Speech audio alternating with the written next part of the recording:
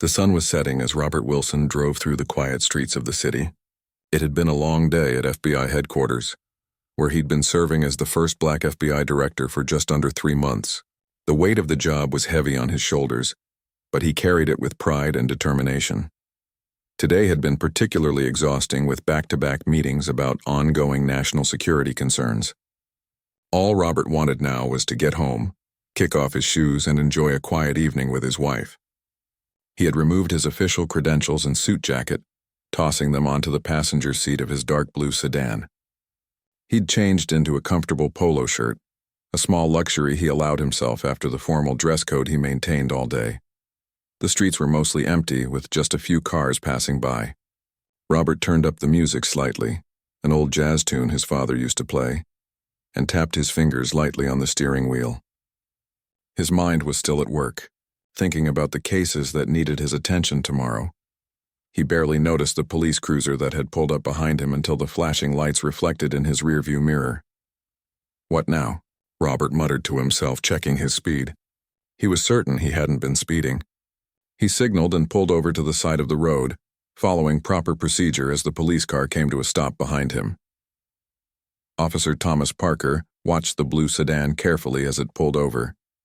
He'd been following it for several blocks, looking for a reason to make a stop. When the car had changed lanes without signaling properly, Parker had his excuse. He radioed in the license plate number and his location before stepping out of his cruiser. Parker approached the vehicle cautiously, hand resting near his holster, a habit more than a necessity on this quiet street. As he got closer, he noted the car's expensive model and the well-dressed black man behind the wheel. Something about this combination triggered a response in Parker that he'd never bothered to examine. A suspicion based on nothing but his own prejudices. "License and registration," Parker demanded, his tone sharper than necessary. No greeting, no explanation for the stop. Robert took a deep breath. He'd been in situations like this before, long before he'd become FBI director. He knew exactly how these interactions could escalate if mishandled. "Good evening, officer," Robert said calmly, keeping his hands visible on the steering wheel. "May I ask why I'm being pulled over?" "You changed lanes without signaling," Parker replied curtly. "License and registration, please." "Of course. My registration is in the glove compartment and my wallet is in my back pocket. I'm going to reach for them now, okay?" Robert narrated his movements clearly, a habit formed from years of understanding the dangers black men faced during traffic stops. Parker watched with narrowed eyes as Robert slowly reached for his documents. The officer's flashlight beam swept across the car's interior, searching for anything suspicious. "Here you go, officer." Robert handed over his license and registration. Parker took the documents, shining his light on them. "Mr. Wilson, where are you coming from tonight?" "I'm coming from work, heading home," Robert answered truthfully but vaguely. Years of FBI training had taught him to be careful with personal information, especially in situations where something felt off, and something definitely felt off about this stop. "What kind of work do you do that keeps you out this late?" Parker questioned, his tone suggesting he didn't believe whatever answer would come. "I work for the government," Robert replied simply. He could have mentioned his position, but some instinct held him back. He wanted to see how this officer conducted himself when he thought he was dealing with an ordinary citizen. Parker's radio crackled, and he stepped back to his patrol car to check the license and registration. Robert waited patiently, watching in his side mirror as the officer spoke into his radio. From his angle, he could see Parker's demeanor change, his back straightening, his movements becoming more deliberate. Robert's intuition, honed by decades in law enforcement, told him this stop was about to take a turn. Sure enough, Parker returned with a different energy. "Step out of the vehicle, please." "May I ask why, officer?" Robert kept his voice steady, despite the familiar tension building in his chest. "Just step out of the vehicle." "Sir," Parker repeated, his hand now resting more obviously on his holster. Robert knew his rights, knew he could refuse without reasonable suspicion, but he also knew the reality of being a black man in America. Even one with his position, he slowly unbuckled his seatbelt and opened the door. "I'm going to step out now," he narrated again, making each movement deliberate and non-threatening. As Robert stood beside his car, another police cruiser pulled up. Officer Parker had called for backup before even returning to Robert's vehicle. The second officer, Bill Ramirez, approached quickly. "What's going on, Tom?" Ramirez asked, eyeing Robert with immediate suspicion. "Just a routine traffic stop," Parker replied. Though nothing about this stop had been routine so far. "I'm going to check the vehicle." "Officer, I don't consent to a search of my vehicle," Robert stated firmly but calmly. Parker ignored him, turning to Ramirez. "Keep an eye on him." What Robert didn't know but would later discover was that his car had a small dashboard camera he'd had installed for security reasons. This camera was silently recording as Parker began searching his car without consent or probable cause. Officer Ramirez stood uncomfortably close to Robert, creating a wall between him and Parker. "Where were you really coming from tonight?" Ramirez asked, clearly trying to distract him. "As I told your partner, I'm coming from work," Robert repeated patiently. From where he stood, he couldn't see what Parker was doing inside his car, but his training made him suspicious. Inside the car, Officer Parker moved quickly. He checked under the seats, in the glove compartment, and along the door panels. Then, when he thought no one could see, he reached into his pocket and pulled out a small plastic bag containing white powder. With a practiced motion, he slipped it into the side compartment of Robert's car door. The dashboard camera captured it all. The deliberate plant. The careful positioning to make it look like it had been hidden there. Robert noticed Ramirez glancing nervously toward the car, a telltale sign that something wasn't right. His suspicions grew stronger. "Found something," Parker called out triumphantly, emerging from the car holding the plastic bag he had just planted. "Look what we have here." Robert's heart sank, not from fear but from disappointment. In his years working in law enforcement, he'd heard about this kind of corruption, had even investigated it. Now he was experiencing it firsthand. "That is not mine," Robert stated firmly. "And I think you know that, officer." "They all say that," Parker smirked, turning to Ramirez. "Cuff him." As Ramirez approached with handcuffs, Robert maintained his composure. "Officers, I believe you're making a serious mistake. That substance is not mine, and I did not put it in my vehicle." "Save it for the judge," Parker replied dismissively, watching as Ramirez placed the handcuffs on Robert's wrists. As they led him to the police car, Robert made a mental note of everything that had happened. The illegal search, the planted evidence, the clear violation of his rights. He could have revealed his identity then, could have ended this charade immediately, but a larger purpose was forming in his mind. For years he'd heard stories from his community about police misconduct, about evidence being planted, about lives being ruined by corrupt officers. Now he had the chance to experience the system as so many others did, not as the FBI director, but as just another black man accused of a crime he didn't commit. "You have the right to remain silent." Ramirez began reading him his rights as they reached the police car. "I'm aware of my rights," Robert replied quietly, "and I'll be exercising them now." As the police car pulled away with Robert in the back seat, his mind wasn't on his own situation. Instead, he was thinking about how many others had been in this exact position, without the power or resources to fight back. By the time they reached the police station, Robert had made his decision. He would remain silent about his identity for now. He would see exactly how far this would go. Little did Officers Parker and Ramirez know that they had just set in motion a chain of events that would shake their police department to its core, and it all started because they had no idea who they had really pulled over that night. The man who oversaw the entire Federal Bureau of Investigation. The police cruiser pulled into the station's underground garage, its headlights cutting through the dim light. Officer Parker parked in the designated spot for vehicles bringing in suspects and cut the engine. In the back seat, Robert Wilson sat quietly, his hands cuffed behind him, his mind racing with thoughts not of fear, but of strategy. "Let's go," Parker said, opening the back door. "Out." Robert stepped out carefully, maintaining his dignity despite the circumstances. Officer Ramirez had followed in the second cruiser and joined them as they led Robert toward the station entrance. "You're making a big mistake," Robert said calmly. "That wasn't my property you found." Parker snorted. "Yeah, never is. Funny how that works." As they walked through the station doors, several officers looked up, some with curiosity, others with the blank stares of people who had seen this scene play out countless times before. Robert noted everything, the expressions, the station layout, the names on badges. His training had taught him to observe, to remember details that might seem insignificant but could prove crucial later. Got one for processing, Parker announced to the desk sergeant, a heavy-set man named Officer Green who barely looked up from his computer. What's the charge? Green asked mechanically. Possession, Parker replied, holding up the evidence bag containing the drugs he'd planted in Robert's car. Found it during a traffic stop. Green finally looked up, his eyes moving from Parker to Robert, taking in his appearance. The polo shirt, the tailored pants that hinted at money, the calm demeanor unusual for someone being brought in on drug charges. Name, Green asked Robert directly. Robert Wilson, he answered truthfully. Empty your pockets on the counter, Mr. Wilson, Green instructed. Robert looked at Parker. My hands are still cuffed. With visible annoyance, Parker unlocked the handcuffs. Robert rubbed his wrists briefly before reaching into his pockets. He placed his car keys, a handkerchief, and some loose change on the counter. His wallet had already been taken by Officer Parker during the search. Is that everything? Green asked suspiciously. Yes, Robert confirmed. Green pushed a form across the counter. Fill this out. As Robert began filling out the booking form, he carefully considered his next moves.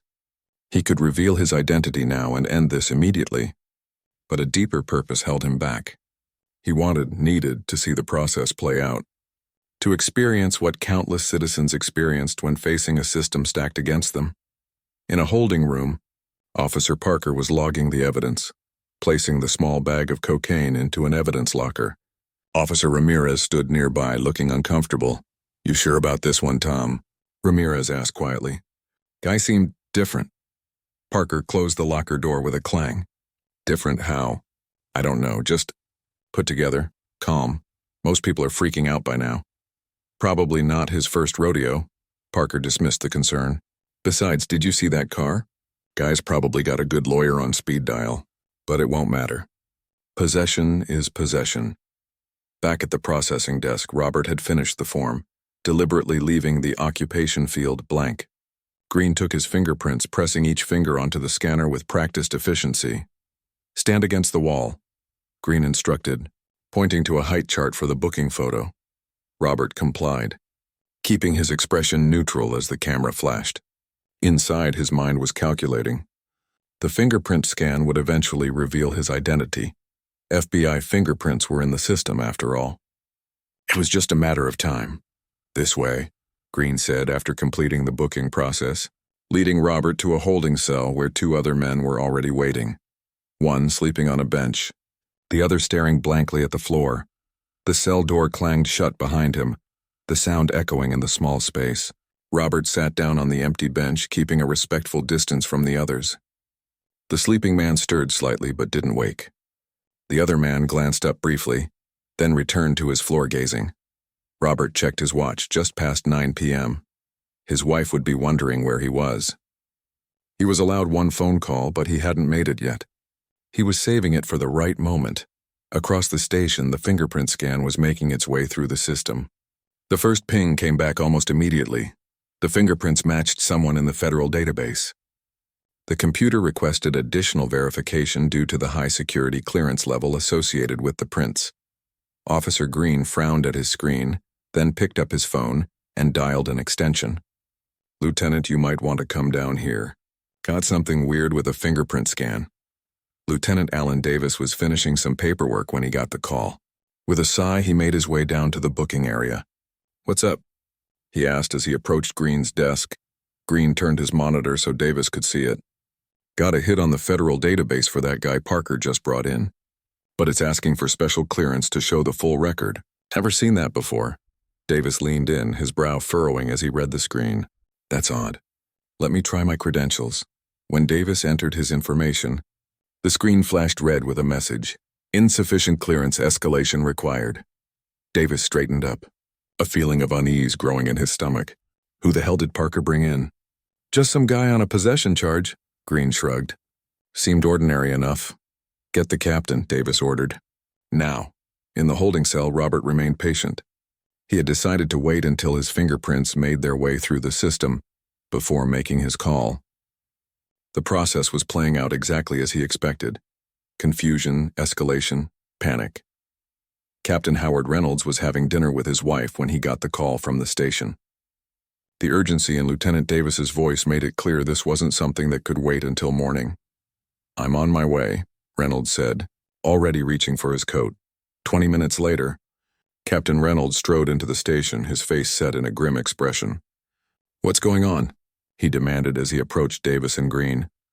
"Sir, we've got a situation with a fingerprint match," Davis explained, leading the captain to the computer. "System's saying we need special clearance to access the full record." Reynolds entered his credentials, higher than Davis's but still within the local police department hierarchy. Again the screen flashed. "Insufficient clearance, escalation required." Reynolds stared at the screen for a long moment. "Get me everything we have on this guy." "And where is he now?" "Holding cell 3, Green supplied. "Brought in by Parker and Ramirez on a possession charge about an hour ago." Reynolds turned to Davis. "Get Parker and Ramirez in my office, now." As the station scrambled to understand what was happening, Robert finally decided it was time to make his call. When an officer came to check the cells, he stood up and approached the bars. "I'd like to make my phone call now," he requested politely. The officer nodded, opening the cell door and leading him to a phone mounted on the wall near the booking area. Robert dialed a number from memory. "Deputy Director Chen," a woman's voice answered on the third ring. "Lisa, it's Robert," he said calmly. "I'm going to be late for our morning briefing tomorrow." There was a pause. "Where are you?" Deputy Director Lisa Chen asked, immediately alert to the unusual call. "I'm at the Central District Police Station," Robert replied. "I've been arrested on a possession charge." Another pause, longer this time. "See?" Chen said carefully, understanding there was more to this situation than what was being said. "Should I send someone to get you?" "No," Robert replied firmly. "Let this play out. But I need you to do something for me. I need you to secure the dashboard camera footage from my car and the body camera footage from Officers Parker and Ramirez from tonight's arrest."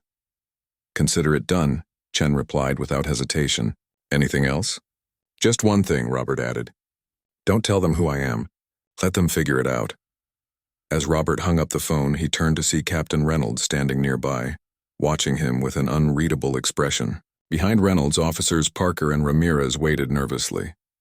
"Mr. Wilson," Reynolds said carefully, "could I have a word with you in private?" Robert nodded. "Of course, Captain Reynolds."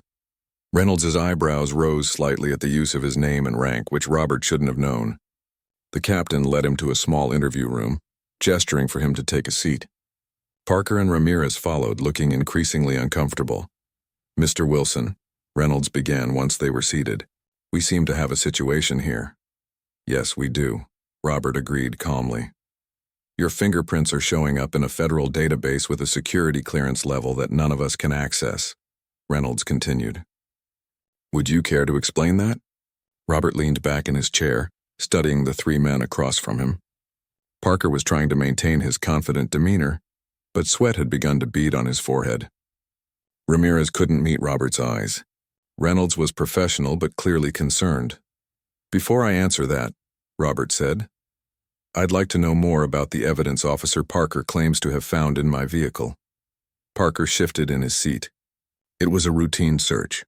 I found a bag of cocaine in the driver's side door compartment." "A routine search?" Robert repeated.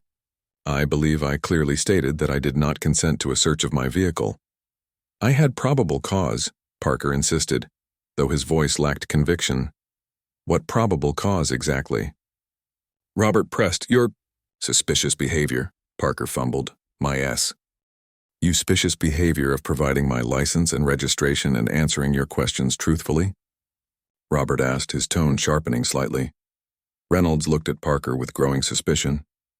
"Officer Parker, did you have actual probable cause for this search?"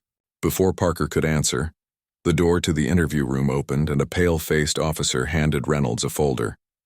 The captain opened it, read the contents, and his face drained of color.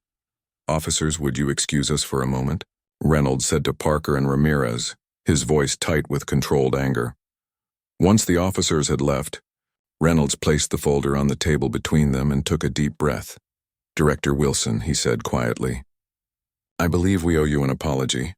Robert nodded slightly. The system had finally caught up, revealing his identity as the director of the FBI.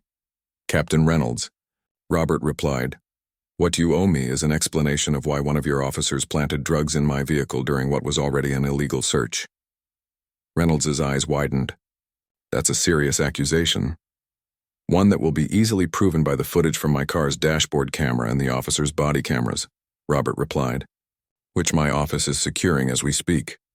Reynolds sat back heavily in his chair, the full gravity of the situation hitting him. One of his officers had just planted drugs on the director of the Federal Bureau of Investigation. What happens now? Reynolds asked, knowing that his department was facing a crisis unlike any they'd faced before. Robert leaned forward. Now, Captain, we're going to have a very important conversation about policing in America, and it starts with bringing Officer Parker back in here so I can ask him one simple question. What question is that? Reynolds asked. How many others?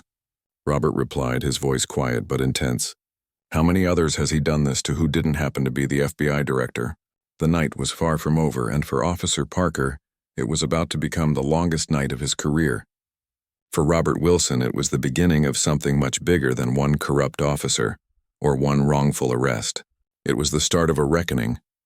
Captain Reynolds' hand trembled slightly as he reached for the door handle. The weight of what was happening settled heavily on his shoulders. His department, his reputation, his entire career potentially in ruins because of one officer's actions. He pulled the door open and found Officers Parker and Ramirez waiting anxiously in the hallway.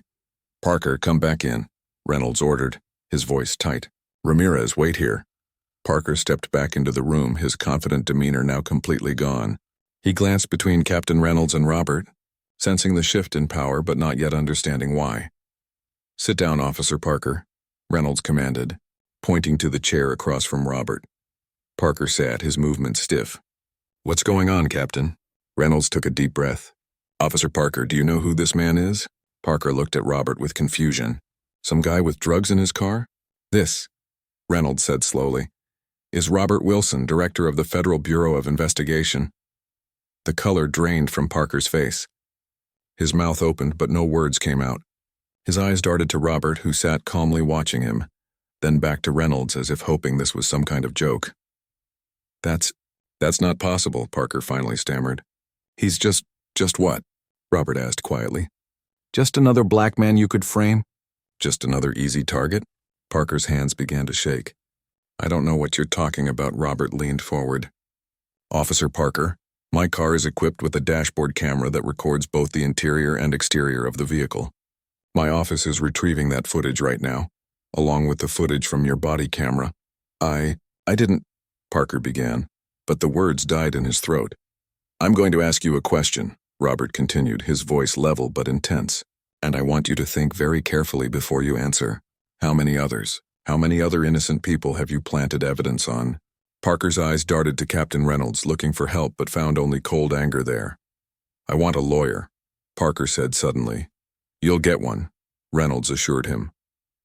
But right now I suggest you start thinking about cooperation because this isn't going away. Reynolds stood up. Officer Parker, consider yourself suspended pending investigation. I need your badge and gun. Parker's face flushed with anger and fear. You're taking his word over mine? Just like that? I'm taking the evidence over your word, Reynolds replied firmly. Badge and gun, now. With shaking hands, Parker removed his badge and service weapon, placing them on the table. Without another word, he stood and left the room, the door closing behind him with a final sounding click. Reynolds turned to Robert. Director Wilson, I cannot express how sorry I am about this incident. Robert nodded. Captain Reynolds, what happens next is important. Not just for me, but for everyone who's been in my position without my resources or authority. I understand, Reynolds replied, though it was clear he was still struggling to grasp the full implications of the situation. I'd like to see the evidence bag, Robert requested. Reynolds hesitated only briefly before picking up the phone on the wall and instructing someone to bring the evidence from Robert's case. A few minutes later, a nervous-looking evidence clerk entered with the sealed bag containing the cocaine. Robert examined it carefully without touching it. I want this tested for fingerprints. Mine won't be on it, but I'm willing to bet Officer Parker's are, even through his gloves. Of course, Reynolds agreed. I'll order a full forensic workup immediately. Good, Robert said, standing up. Now I believe I'm free to go? Reynolds nodded quickly. Of course, Director. Would you like us to arrange transportation for you? That won't be necessary, Robert replied. But I would like my personal effects returned, and I'd like to know where my car is. It was towed to our impound lot, Reynolds explained. I'll have it brought around immediately. As Reynolds made the arrangements, Robert stood alone in the interview room, thinking about how differently this night would have gone for anyone without his position and power. The realization strengthened his resolve for what he knew must come next. Within 30 minutes, Robert was standing outside the police station waiting for his car. The night air felt different now, charged with purpose. His phone buzzed in his pocket. Deputy Director Chen calling back. Lisa, he answered. What's the status on those recordings? We have them, Chen confirmed. The dashboard camera caught everything, Robert. It's clear as day, Parker planting the drugs in your car. The body camera footage is being processed now, but preliminary review shows Parker turning off his camera just before the search, which is a violation of department policy. Good work, Robert said. I'm heading home now. Meet me at the office first thing tomorrow. We have a lot to do. As Robert ended the call, he saw his car being driven up to the front of the station by a young officer who looked terrified to be the one delivering the FBI director's vehicle. Robert thanked him and got in, taking a moment to simply sit in the quiet of his car before starting the engine. On the drive home, Robert's mind raced with plans and possibilities. What had happened to him tonight was not unique. It was happening across the country every day to people who lacked his power and platform to fight back. But he had both, and he intended to use them. By the time Robert pulled into his driveway, it was past midnight. The lights were still on in the house, his wife waiting up, no doubt worried by his late arrival. He took a deep breath, preparing to tell her everything that had happened. Helen Wilson was sitting in the living room, a book open but unread in her lap, when Robert walked through the door. She looked up, relief flooding her face. Robert, I was getting worried. You didn't call. She stopped, noticing something in his expression. What happened? Robert sat down beside her, taking her hand. I was arrested tonight. Helen's eyes widened. Why? A police officer pulled me over and planted drugs in my car, Robert explained calmly. Helen's shock turned quickly to anger. He did what? Did you tell them who you are? Not at first, Robert admitted. I wanted to see how it would play out. I wanted to experience what happens to people who don't have FBI director credentials to fall back on. Helen squeezed his hand, understanding immediately. Before becoming a judge, she had worked as a public defender and had seen firsthand how the system could crush those without power or resources. And what happened when they found out who you are? She asked. Panic, Robert replied simply. The kind of panic that only happens when people realize they've made a very big mistake. Helen studied his face. You're planning something. It wasn't a question. After 23 years of marriage, she knew him too well. This can't just be about me, Robert said. It has to be about everyone this happens to. And it happens a lot, Helen. We both know it does, she nodded. So what are you going to do? I'm going to use this, Robert said, determination hardening in his voice. I'm going to use everything we have, the FBI's resources, my position, this experience, to push for real change. The next morning, Robert arrived at FBI headquarters earlier than usual. Deputy Director Lisa Chen was already waiting in his office, along with the Bureau's chief legal counsel, David Kim. Morning. Robert greeted them, setting his briefcase on the desk. Let's get started. Chen handed him a tablet. The footage is ready for your review. It's as clear as I said on the phone. Parker plants the drugs at timestamp 21/17/34. Robert watched the footage carefully. The dashboard camera had captured everything. Parker's illegal search, the moment he pulled the bag from his own pocket and placed it in the car door, the triumphant expression as he discovered it moments later. The body camera footage? Robert asked. Even more damning, Kim replied. Parker claims it malfunctioned, but the metadata shows he manually turned it off just before searching your car, then turned it back on after finding the drugs. Department policy requires the camera to be on during all searches. Robert nodded, setting the tablet down. I want a full investigation into Officer Parker's arrest record for the past 5 years. Every traffic stop, every search, every arrest. I want to know how many times he's done this before. Already underway, Chen confirmed. We've also pulled Ramirez's records, though preliminary review suggests he may have been unaware of Parker's actions. And the drug sample? Robert asked. The lab is testing it now, Kim said. But here's something interesting. We cross-referenced the evidence bag number with the department's records. 3 similar bags with consecutive numbers were logged as destroyed last month. After the cases, they were connected to fell apart. Parker had access to the evidence room. Robert's jaw tightened. He's been taking evidence scheduled for destruction and reusing it to frame people. That's our theory, Chen agreed. If we can prove it, we will prove it, Robert stated firmly. What about the precinct itself? I want to know if this is one bad officer or a systemic problem. Kim opened a folder on his lap. We've identified 27 cases in the past 3 years where suspects arrested by Officer Parker had drugs or weapons found in their vehicles during traffic stops. 15 of those resulted in convictions, mostly plea deals. Of course they took plea deals, Robert said grimly. What choice did they have? It's their word against a police officers, and the system is designed to make fighting nearly impossible. He stood up and walked to the window, looking out over the city below. I want those cases reopened. All of them. And I want a broader investigation into the entire precinct. Sir, Chen said carefully, that's going to cause a lot of waves. The police union will fight back hard. Robert turned to face her. Good, let them. This isn't just about one officer or one department. This is about a broken system that allows this kind of abuse to happen with little or no consequences. What about your case? Kim asked. Do you want to press charges against Parker? Absolutely, Robert replied without hesitation. No special treatment, no quiet resignation. I want him prosecuted to the full extent of the law. The media is going to be all over this, Chen warned. The FBI director arrested on planted evidence. It's going to be a firestorm. Let it burn, Robert said firmly. Sometimes that's what it takes to clear the way for something better to grow. As the day progressed, Robert's team worked tirelessly, building the case against Parker and beginning the broader investigation into the precinct. By afternoon, the evidence was mounting. Parker had been involved in dozens of suspicious arrests, many following the same pattern. Robert sat at his desk, reviewing the files of people whose lives had been upended by Parker's actions. A college student who lost his scholarship after a drug conviction, a mother of 3 who lost her job, a young man who spent 2 years in prison before being released on appeal when evidence of police misconduct emerged.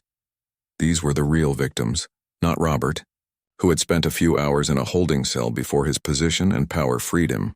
These were the people who had truly suffered, whose lives had been derailed by a corrupt system that protected its own at the expense of justice. As the sun began to set, casting long shadows across his office, Robert made a decision. This wouldn't be handled quietly or behind closed doors. The American people deserved to know what was happening.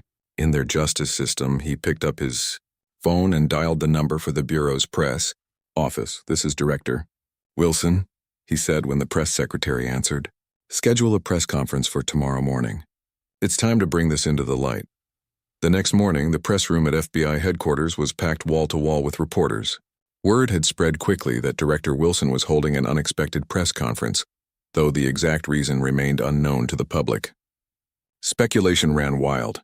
A major terrorism arrest, a high-profile corruption case, or perhaps a significant policy announcement. None of them expected what was coming. Robert stood behind the podium, looking out at the sea of faces and cameras. Beside him stood Deputy Director Chen, Chief Legal Counsel Kim, and surprisingly Captain Reynolds from the police department. Reynolds looked uncomfortable in the spotlight, but he had agreed to be there, a decision that had taken courage. Good morning, Robert began, his deep voice steady and clear. Thank you all for coming on such short notice. What I'm about to share with you is both personal and profound, and it speaks to issues that affect countless Americans every day. The room fell silent, reporters sensing this was not a routine announcement. 2 nights ago, Robert continued, I was driving home from work when I was pulled over by a police officer. What should have been a routine traffic stop escalated when the officer conducted an illegal search of my vehicle and planted drugs in my car. A wave of shocked murmurs swept through the room. Cameras flashed rapidly as reporters hurried to capture the moment. I was arrested, handcuffed, and taken to a police station where I was processed like any other suspect. My fingerprints eventually revealed my identity as FBI director. But by then, I had already experienced what thousands of Americans, particularly Black Americans, face every day. a justice system that can be weaponized against them. Robert paused, letting his words sink in. The reporters were completely still now, hanging on his every word. I'm not here today to talk about my experience as an isolated incident. I'm here because what happened to me is happening across this country, with disturbing regularity. The only difference is that most people who experience this kind of injustice don't have the power, resources, or platform that I do to fight back. He gestured to a large screen behind him, which lit up with still images from his dashboard camera, showing Officer Parker planting the drugs in his car door. The evidence was undeniable. The officer who did this has been placed under arrest, Robert continued. But this goes beyond one corrupt officer. This speaks to systemic issues that we can no longer ignore. Captain Reynolds stepped forward to the microphone. Good morning. I'm Captain Alan Reynolds of the Central District Police Department. What happened to Director Wilson is inexcusable, and our department takes full responsibility. We are cooperating completely with the FBI's investigation, not just into this incident, but into all cases handled by the officer in question. A reporter's hand shot up. Captain Reynolds, are you saying there could be more victims? Reynolds nodded grimly. We have already identified several cases that show similar patterns. We're reviewing all arrests made by this officer going back 5 years. Another reporter called out, Director Wilson, why didn't you identify yourself immediately when you were pulled over? Robert leaned into the microphone. Because I wanted to experience the system as millions of Americans do, without special treatment or privilege. What I witnessed was deeply troubling, not just because it happened to me, but because it happens to people every day who don't have the resources to fight back. The questions came rapid fire after that. Will you be pressing charges against the officer? Absolutely. Is this an isolated incident or part of a pattern? Our preliminary investigation suggests a clear pattern of misconduct. What changes do you hope to see come from this? Systemic, meaningful reform in how we approach policing and justice in America. As the press conference continued, Robert noticed a woman sitting quietly in the back row. Unlike the other reporters eagerly shouting questions, she simply watched with tears streaming down her face. When the formal questions ended and the crowd began to disperse, she approached the podium. Director Wilson, she said, her voice shaking slightly. My name is Vanessa Taylor. My son Aaron is serving 5 years for drug possession. The officer who arrested him was Thomas Parker. Robert stepped down from the podium and took her hand. Ms. Taylor, I would like to hear your story. Would you be willing to come to my office? An hour later, Vanessa Taylor sat across from Robert in his office, telling the story of her son's arrest 2 years earlier. Aaron, 22 at the time, had been pulled over for a broken taillight. What followed was eerily similar to Robert's experience. An aggressive officer, an illegal search, drugs mysteriously found in the vehicle. Aaron swore the drugs weren't his, Vanessa explained, twisting. A tissue in her hands. But his public defender said it was his word against the officers. He advised Aaron to take the plea deal or risk a much longer sentence if he fought it and lost. Robert listened intently, taking notes. Ms. Taylor, I want you to know that we're looking into all of Officer Parker's cases, including your son's. If there's evidence of misconduct, we'll do everything in our power to have his conviction overturned. Vanessa's eyes filled with fresh tears. He was in his final year of college, had a scholarship. Everything just stopped that night. I understand, Robert said softly. And I promise you this isn't the end of your son's story. After Vanessa left, Robert called in his team. I want a task force, he announced, dedicated solely to investigating police misconduct cases like this one. And I want Aaron Taylor's case at the top of the list. We're on it, Chen assured him. But Robert, this is bigger than one department or one city. This is happening everywhere. I know, Robert replied. That's why we're not stopping with Parker or even this precinct. This is going to be a national initiative. Over the next few days, the story exploded across the media landscape. The image of the FBI director being handcuffed after having drugs planted in his car became a powerful symbol in the ongoing national conversation about police reform and racial justice. Officer Parker was arraigned on multiple charges, evidence tampering, false arrest, civil rights violations, and more. His bail was set at an amount he couldn't possibly pay, ensuring he would remain in custody until trial. The irony of Parker experiencing the same justice system from the other side was not lost on anyone, but more importantly, The investigation into Parker's past cases was revealing a disturbing pattern. 23 cases had already been identified where evidence suggested he had planted drugs or weapons on suspects. Most of his victims were Black or Latino, many were young, and almost all had limited financial resources. Robert made it his personal mission to contact each victim, starting with Aaron Taylor. He visited the young man in prison, sitting across from him in the visitation room. "Mr. Taylor," Robert began. "I'm Robert Wilson, director of the FBI." Aaron's eyes widened. "I know who you are, sir. I saw you on the news." "Then you know what happened to me," Robert continued. "And you know why I'm here." Aaron nodded slowly, hope cautiously dawning in his eyes. "Is it true? Are you looking into Parker's cases?" "We are," Robert confirmed. "And based on the evidence we've already uncovered, including a pattern of similar cases and misconduct, we've petitioned the court to review your conviction immediately." Aaron's hands began to shake. "What does that mean exactly?" "It means," Robert said with a smile, "that if all goes as expected, you could be home with your mother within the week." Aaron's composure broke then, tears streaming down his face. "I've been telling the truth for 2 years and nobody believed me. Not the cops, not my lawyer, not the judge, nobody."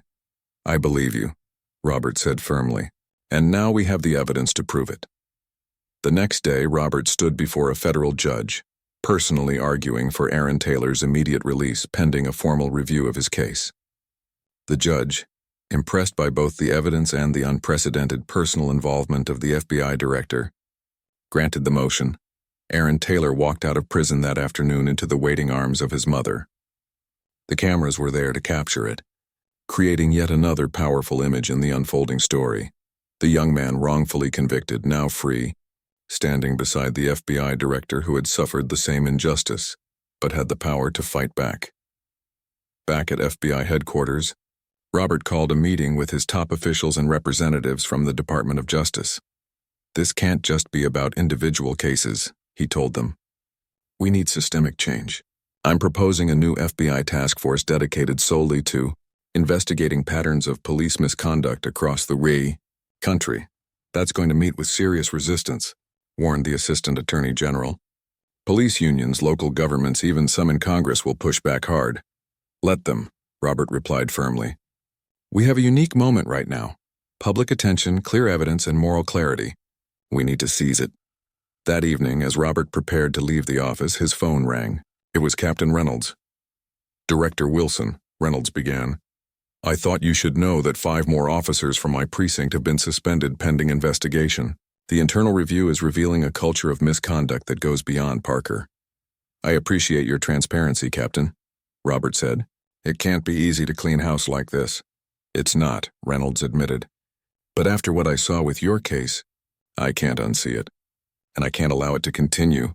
Robert smiled slightly.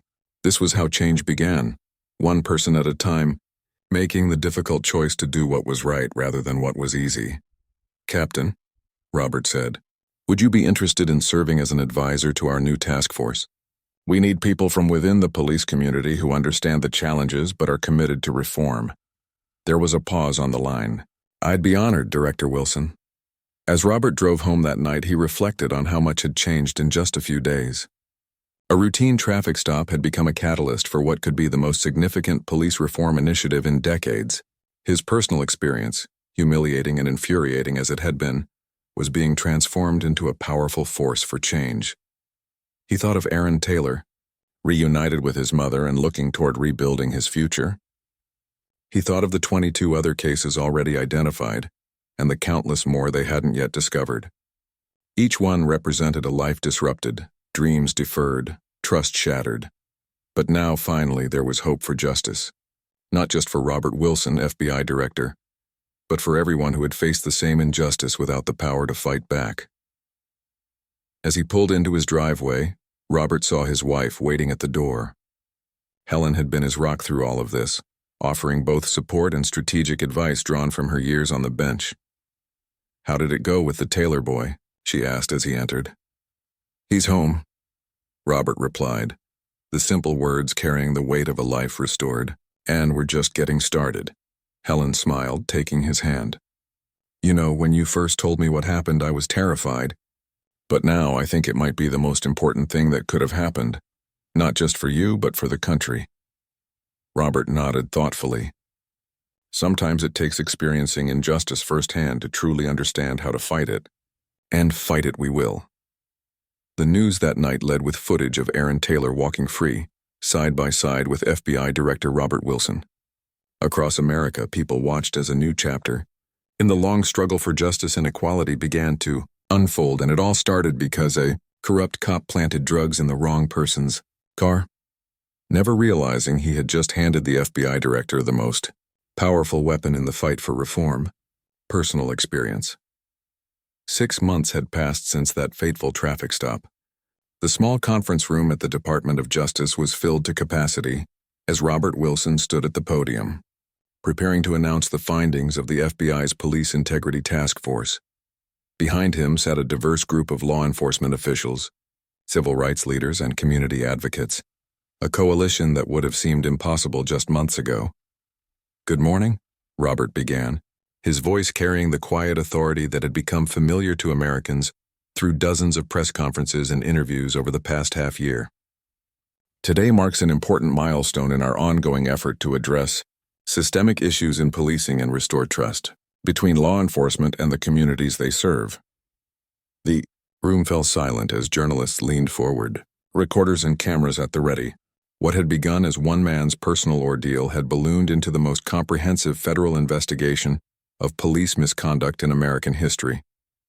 6 months ago, I stood before you and shared my experience of having drugs planted in my vehicle during a routine traffic stop. Today I'm here to share what we've learned since then, and more importantly, the actions we're taking to address these findings. Robert gestured to the screen behind him, which displayed a map of the United States with hundreds of red dots scattered across it. Each of these points represents a case where our task force has found credible evidence of serious police misconduct, false arrests, evidence tampering, excessive force, and civil rights violations. What happened to me was not an isolated incident. It was part of a pattern that affects thousands of Americans every year. The image changed to show statistics, numbers, that told a disturbing story of systemic issues across multiple departments and jurisdictions. Our investigation has led to the review of over 2,3 cases nationwide. Thus far, we have identified 412 convictions that have been overturned due to evidence of police misconduct. That's 412 individuals who, like Aaron Taylor, lost years of their lives to a system that failed them. In the front row sat Vanessa and Aaron Taylor. Aaron had successfully re-enrolled in college, picking up where he'd left off 2 years earlier when his life was derailed. He nodded at Robert, a silent acknowledgement of how far they'd both come. We've also identified 97 officers across 38 police departments who have engaged in patterns of misconduct similar to what I experienced. Of those, 64 have already been charged with federal crimes, and investigations into the others are ongoing. Robert paused, looking directly into the cameras. But this isn't just about punishing bad actors. It's about fixing a broken system. Today I'm announcing a comprehensive police reform initiative that will fundamentally change how we approach law enforcement in this country. He outlined the key elements of the plan. Mandatory body cameras with strict penalties for tampering or deactivation, independent review boards with civilian oversight, financial support for public defenders to ensure equal representation, and a national database to track officer misconduct across jurisdictions. This initiative has bipartisan support in Congress, Robert continued. Because this isn't a political issue, it's a human rights issue. It's about ensuring that the phrase equal justice under law isn't just words engraved on a building, but a reality for every American. As Robert spoke, Officer Thomas Parker sat in a prison cell, awaiting trial on multiple federal charges. His case had become emblematic of a system that had allowed corruption to flourish unchecked for far too long. The blue wall of silence that had protected officers like Parker was beginning to crumble as more officers came forward with information about misconduct they had witnessed. I want to acknowledge the courage of the good police officers who have supported this initiative, Robert said, gesturing to Captain Reynolds, who now served as a senior advisor to the task force. Change is never easy, especially when it requires confronting difficult truths about institutions we respect. But real respect means holding those institutions to the highest standards, not turning a blind eye to their failings.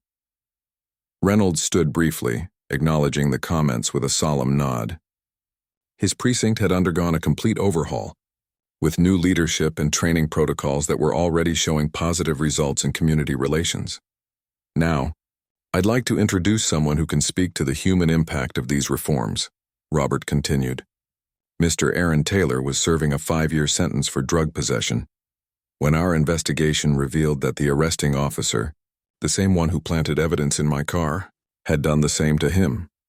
Aaron approached the podium looking both nervous and determined.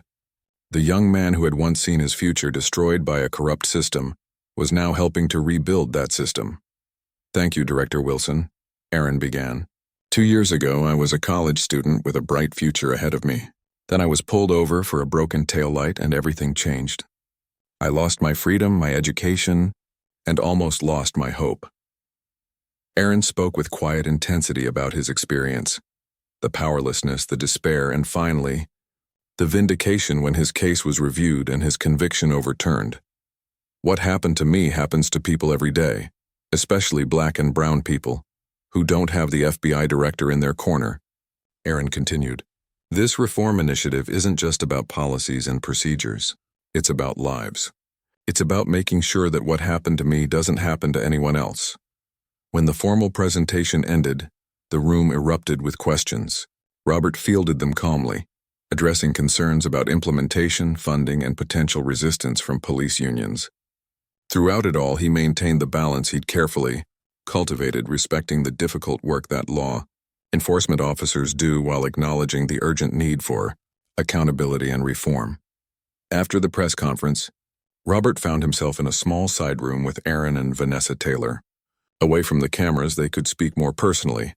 I never got to properly thank you, Aaron said, extending his hand to Robert, not just for helping me, but for turning what happened to you into something that's helping so many others.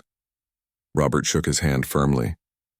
You don't need to thank me. In many ways, I should be thanking you.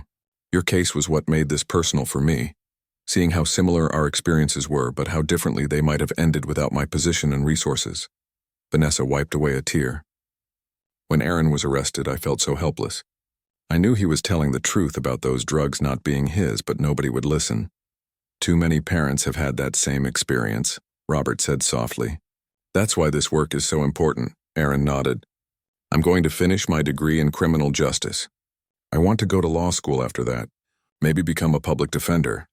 The system needs people like you, Robert replied with a smile, people who understand it from the inside. Later that evening, Robert sat in his office, reviewing the day's events with Deputy Director Chen. The press coverage had been extensive and largely positive, though there were already signs of resistance from certain quarters. The police union in Chicago is pushing back hard, Chen reported. They're calling it an attack on law enforcement. Robert shook his head. It's not an attack on law enforcement. It's an attempt to make law enforcement better, more just, more accountable, and ultimately more effective. I know that, Chen agreed. And most officers know it too, but change is scary, especially when it challenges the status quo. Change is also necessary, Robert replied firmly. What's the status on the Parker trial? Set to begin next month, Chen said. The prosecution has a strong case, especially with the video evidence. His lawyer has approached us about a plea deal. What are they offering? Full cooperation, Chen explained. Names, dates, details of every case where he planted evidence or falsified reports. In exchange, they want a reduced sentence. Robert considered this. If his information helps us overturn more wrongful convictions, it might be worth considering. But I want substantial time served, no slap on the wrist. Agreed, Chen nodded. On another note, the Attorney General called. The President wants to meet with you next week to discuss elevating the task force's recommendations to a national policy initiative. Robert smiled slightly. 6 months ago, he had been handcuffed in the back of a police car. Now he was helping to reshape the very foundation of American justice. The path from that moment to this one had been neither straight nor easy, but it had been necessary. That night, Robert drove home with the windows down, enjoying the cool evening air. At a red light, he noticed a police car pull up beside him. For a brief moment, he felt that familiar tension. the instinctive wariness that came from years of experiencing such encounters as potentially dangerous. But then the officer glanced over, recognized him, and gave a respectful nod. Robert nodded back. This small human acknowledgement, officer to citizen, citizen to officer, represented the future he was working toward. Not a system built on fear and power imbalances, but one founded on mutual respect and accountability. As the light turned green and both vehicles moved forward, Robert reflected on how far they had come and how far they still had to go. The reforms were just beginning, and the road ahead would be challenging. There would be resistance, setbacks, and difficult compromises. But for the first time in decades, real, substantial change felt possible. And it had all started with a traffic stop, one corrupt officer's mistake that had opened the door to transformation. When Robert arrived home, Helen was waiting with dinner and news of her own. She had been appointed to head a judicial review committee, examining cases where police testimony had been the primary evidence leading to conviction. "Looks like we're both working to fix the system, just from different angles," she said as they sat down to eat. "It's going to take all of us," Robert agreed. "Judges, prosecutors, defenders, police, and most importantly, the communities most affected by these injustices." Later, as they sat on the porch watching the stars come out, Helen took his hand. "When you didn't come home that night, I was so worried. Then angry when I found out what happened. I never imagined it would lead to all this." "Neither did I," Robert admitted. "But sometimes the most meaningful changes come from the most unexpected moments. Do you think it will last?" Helen asked. "The reforms, the momentum, the public attention?" Robert considered the question carefully. "I think some of it will stick. Maybe not everything we're proposing, but enough to make a real difference. And most importantly, we've changed the conversation. We've made it impossible to pretend these problems don't exist." In neighborhoods across America, similar conversations were happening. In living rooms and church basements, in community centers and on street corners, people were talking about justice, about accountability, about what policing could and should be in a democratic society. And in prison cells and courthouse offices, in police stations and FBI field offices, the practical work of reform continued, case by case, policy by policy, life by life. The story of one traffic stop had become the story of a nation confronting its deepest flaws and working to overcome them. It wasn't a perfect story, and it certainly wasn't finished, but it was progress. Real, tangible progress born from one man's decision to use his own injustice as a catalyst for change. As Robert Wilson looked up at the night sky, he thought about all the people who had suffered what he had suffered, but without his resources or authority to fight back. For them, and for future generations who deserved better, the work would continue. Because in America, the pursuit of a more perfect justice never ends.